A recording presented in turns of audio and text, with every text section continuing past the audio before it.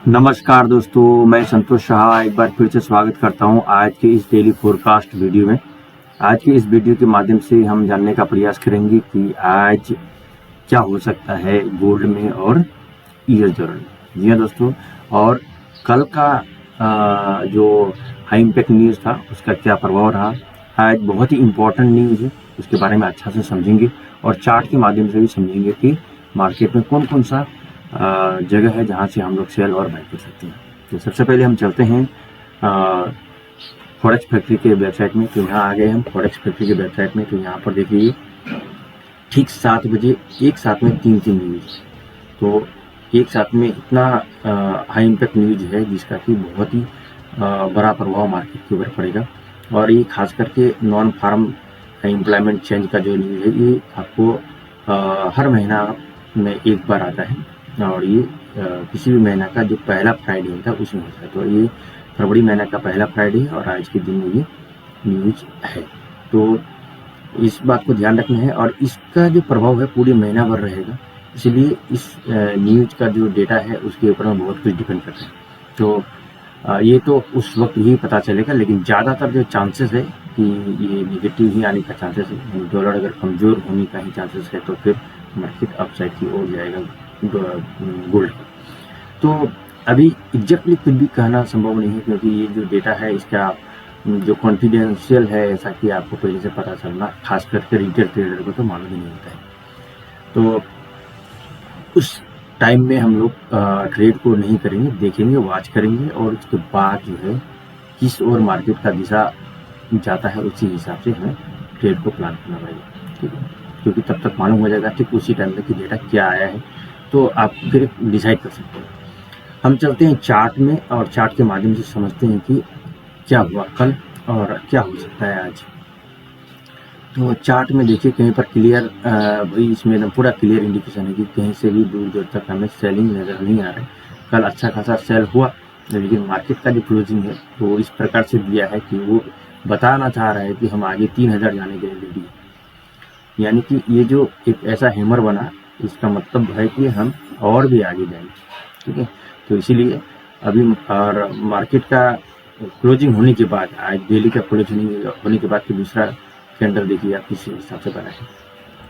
लेकिन आने वाले टाइम में आज खास करके शाम का न्यूज़ के हिसाब से बहुत कुछ पता चलेगा और डेटा के हिसाब से बहुत कुछ होगा। ऐसे नहीं कह सकते कि 3000 ही चला जाएगा, लेकिन जो अभी तक देख रहे हैं जिस प्रकार से ये थम नहीं रहा है, नया ऑल टाइम हाई कोई जैसे ही ब्रेक किया यहाँ पर, उसके बाद से तो ये और भी ज़्यादा रॉकेट हो चुका है।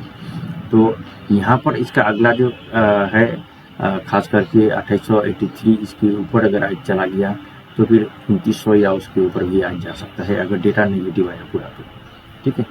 तो हम छोटा टाइम फ्रेम से समझेंगे कि आज मार्केट क्या क्या और कहाँ से हम सेल और बाई कर सकते हैं। तो H1 का चार्ट के हिसाब से देखिए, कल जैसे कि मैंने बताया था एक बहुत ही इम्पोर्टेंट जगह है 42 से 45 के बीच में मार्केट यहाँ आया और पूरा जितना लोग यहाँ पर अगर कोई सेल लगाया होगा, बाई लगाया होगा, तो सबका लिक्विडिटी खत्म किया हो, यहाँ तक आया मार्केट तो उसका फिर यहीं पर क्लोजिंग दिया जाती है, ठीक है। और एक ऐसा मतलब इस प्रकार का काम किया जैसे कि बहुत सारे लोग यहाँ पर अगर कोई सेल लगाए होंगे तो वो भी गया होगा, जो यहाँ बाई लगाए होंगे तो उसका भी असर गया। तो इसलिए इस वक्त यहाँ पर क्या करना है, एक बार हमें थोड़ा सा ट्रेड लेने से तो बिना एसएल का लेना ही नहीं, जाएगा $2-3, लेकिन बहुत अच्छा खासा नीचे गया जहाँ से कि बहुत ज़्यादा नुकसान हो सकता था और इसको अगर ब्रेक कर देता तो फिर यहाँ तक आता। तो इसीलिए खास करके न्यूज़ का टाइम में और उसके बाद का जो प्रभाव है बहुत ज़्यादा हाई रहता है। इसलिए ये जब पहले से पता है तो फिर उसके हिसाब से हमें ट्रेड को प्लान करना पड़ेगा और डिसीजन को चेंज भी करना पड़ेगा। तो यहाँ पर मार्केट देखिए फिर से यहाँ पर ऑलरेडी वापस उसी जगह पे आ गया था जिस जगह पे था 70 वाला एरिया, यानी कि बाइंग को बहुत ज़्यादा प्रीफर कर रहा है। और यहाँ आज का जो टर्निंग पॉइंट है वो है आपको 2857 से थोड़ा सा ऊपर है, 57 57.5 के पास, इसके ऊपर है तो बाई, इसके नीचे है तो सेल। ऑलरेडी मार्केट इसके ऊपर है और क्लोजिंग दिया, रिटेस्ट भी किया और ऑलरेडी ऊपर लगभग 100 पिप से ऊपर जा चुका है। दोबारा अगर इस एरिया में आता है तो यहाँ से फिर बाई बनेगा, इसके नीचे क्लोज होता है तो इसका रिटेस्ट पे हम फिर सेल लेंगे और सेल का को यहाँ तक जाएगा, ठीक है। आपको 31 के आसपास, क्योंकि अब ये एक बार यहाँ से हमको रिटेस्ट मिल सकता है, इसको ब्रेक करेगा तो फिर यहाँ जाएगा।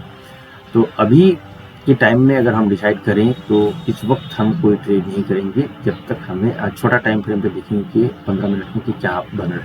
और अगला अगर हम अप साइड में देखेंगे तो इसका 81 82 इसको अगर ब्रेक करता है तो 85 88 का एरिया है, यहाँ से एक बार एक सप्लाई जोन है। उसके बाद आपको 97 और 2897 और 3000 के 2900 के पास में यहाँ से एक सप्लाई जोन मिल सकता है। यहाँ से भी मार्केट एक बार रिवर्स हो सकता है, और इसके ऊपर फिर चला गया तो फिर अगला टारगेट बनेगा उसका 2920 2935 बनाएगा। तो अभी और नीचे वाला अगर हम देखेंगे, क्योंकि आज NFP का न्यूज है तो थोड़ा सा डाउन साइड तक देखना है, तो ये सबसे स्ट्रॉन्ग अगर बाइंग जोन बनेगा तो वो होगा ये वाला एरिया। ठीक है, ये जो है आपको 2791 से लेके 2786 के बीच में, अगर यहाँ से इधर में आता है तो बहुत ही स्ट्रॉन्ग एरिया है, यहाँ से हम बाइंग को देख सकते हैं।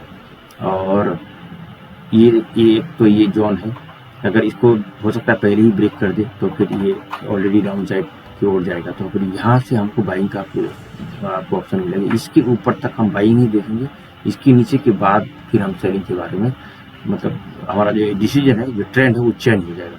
अभी तक इसका ट्रेंड बुलिश है और हम बाइक ही प्रीफर करेंगे हर डिप से। तो यहाँ पर अगर पहला टारगेट यहाँ पर रहेगा, और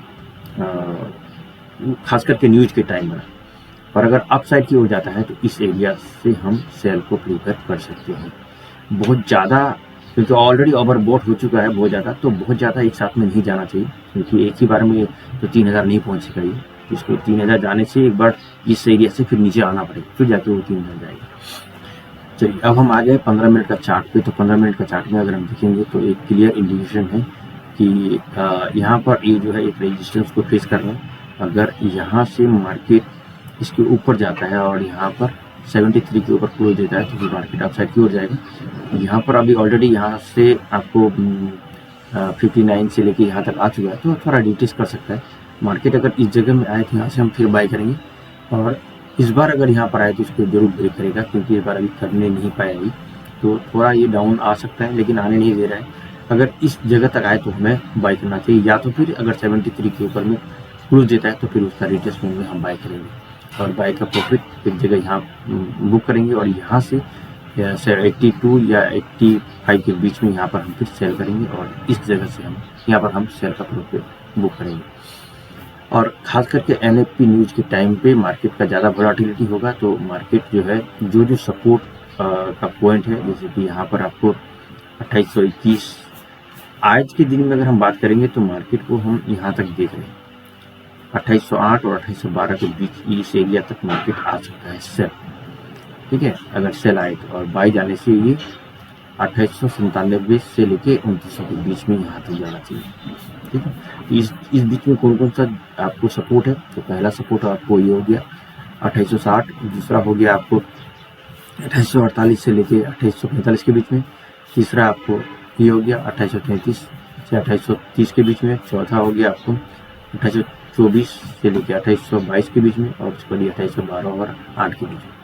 तो मार्केट अगर ये सब सपोर्ट पॉइंट है, यहाँ से हम अपना सेलिंग का प्रॉफिट बुक कर सकते हैं, और बाइंग यहाँ से हम प्लान कर सकते हैं। अगर हम यहाँ से बाइंग लेते हैं तो उस टाइम रिवर्सल बनना चाहिए तब जाके लेना है। ठीक है, लेकिन ये एक बढ़िया पॉइंट है जहाँ से हम ले सकते हैं बाइंग।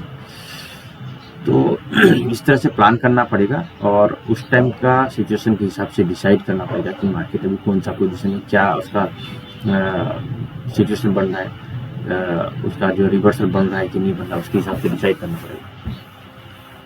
और ये भी चीज़ देखना है कि डॉलर का क्या कंडीशन है, डॉलर स्ट्रांग हो रहा है या डॉलर वीक हो रहा है।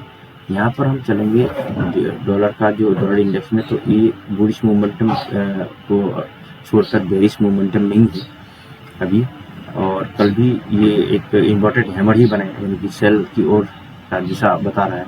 तो अगर इस एरिया से निकलना नीचे ही तो यहाँ तक आएगा, अगर ये यहाँ आया तो फिर गोल पहुँच जाएगा 2900। हम H1 में देखते हैं तो एक बेरिश मोमेंटम के साथ में एक अभी ये साइडवेज कर रहा है, तो इस साइडवेज वाला एरिया से किधर निकलता है, तो अगर ये अप साइड निकलता है तो फिर इसको अगर इस चैनल को ब्रेक किया तो इसके ऊपर चला जाएगा, अगर इसके नीचे ब्रेक किया तो फिर नीचे आएगा। तो इस पर नज़र रखना पड़ेगा, क्या हो रहा है, स्ट्रॉन्ग हो रहा है या वीक हो रहा है। तो डॉलर का स्थिति के ऊपर में बहुत कुछ डिपेंड करता है और फंडामेंटली भी डिपेंड करता है गोल्ड का, कि गोल्ड किस ओर जा रहा है। तो ये था इन्फॉर्मेशन। मैं उम्मीद कर रहा हूँ कि थोड़ा सा आप लोगों को सहयोग मिलेगा कि हम क्या कर सकते हैं आज के दिन में, कहाँ से सेलिंग और बाइंग का प्लान कर सकते हैं। हमारी ओर से मैं प्रयास किया जो भी सपोर्ट, रेजिस्टेंस और जो इन्फॉर्मेशन चार्ट के माध्यम से बताने का, और आप लोग हो सकता है इसका फ़ायदा ले सकते हैं। अगर आप लोगों ने यहाँ तक वीडियो को देखा है तो आपसे वीडियो को हृदय की गहराई से बहुत बहुत धन्यवाद।